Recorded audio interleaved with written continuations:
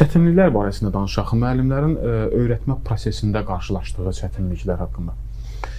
Müəllimlərin öyrənmə prosesində qarşılaşdığı çətinliklər, deməli, bunu hər müəllim müxtəlif yollarla izah edir öz şagirdlərinə. Amma məzmun etibarı ilə nəticədə bizim gəlib çıxdığımız yer eynidir. Məsələn, mən bunu uşaqlara bir üsbuzaq kimi izah edirəm. Müəllimin izahı, qayda kitabı və test. Bu üç bucağı qorumağı tələb edirəm. Bu üç bucağı qurub qorumağı tələb edirəm. Niyə? Çünki uşaqlar bəzən belə səhvlərə yol verirlər. Bir dəfə bunun necə üstünü açdım, belə deyim. Adətən test kitabını özlərindən gətirirlər, qayda kitabını gətirmirlər, ağır artıq yük olmasın deyə. Bir dəfə qayda kitabını gətirməyi tələb elədim bunlardan, amma demədim niyə gətirin.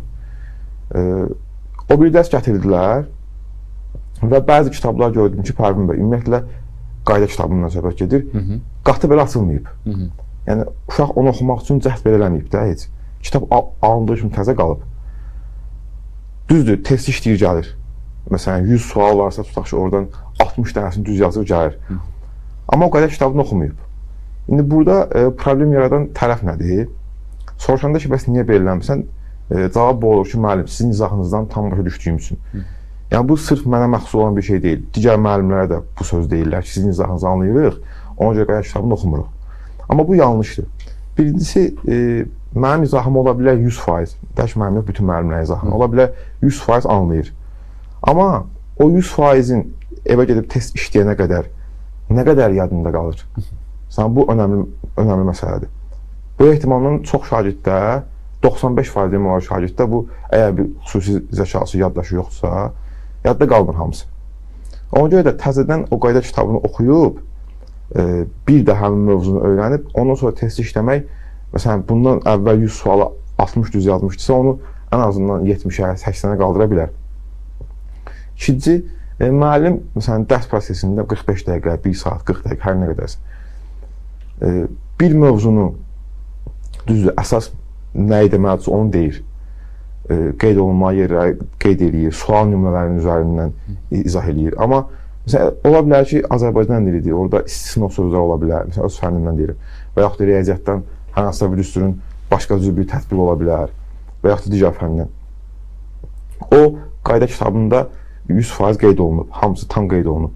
Yəni, müəllimin belə unutduğu nüanslar ola bilər, yerlər ola bilər ki, o qayda kitabının içində qeyd olunur və şagirdlər onu oxumayanda avtomatik olaraq bilmirlər onu. Sonra da məsələn, imtahanda və yaxud da dərsdə işlənilən testdə, evdə işlənilən testdə qabaqlarına çıxır. Yəni, bunu belə ümumiləşdirim ki, uşaqlar evə verilən tapşırıqları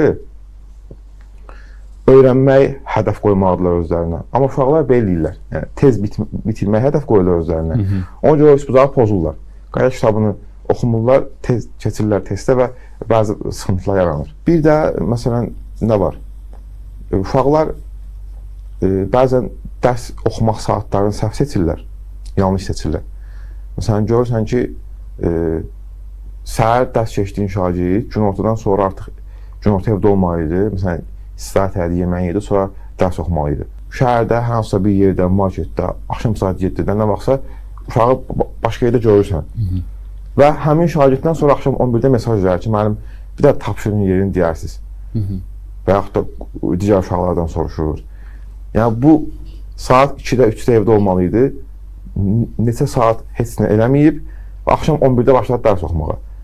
Və belə deyək ki, sabaha məsələn 3 fən, 4 fən oxumalıdır, 5 fən oxumalıdır.